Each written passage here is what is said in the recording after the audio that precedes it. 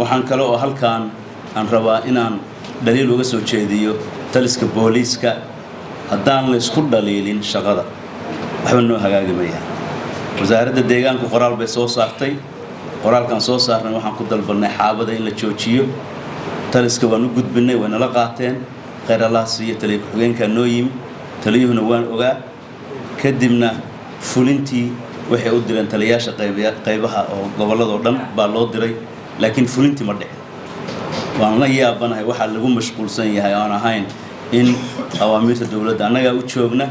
wasaaradaha waxa weeye waa mishiinkii shaqada dhaqaajinaya ee siyaasadda dawladda fulinaya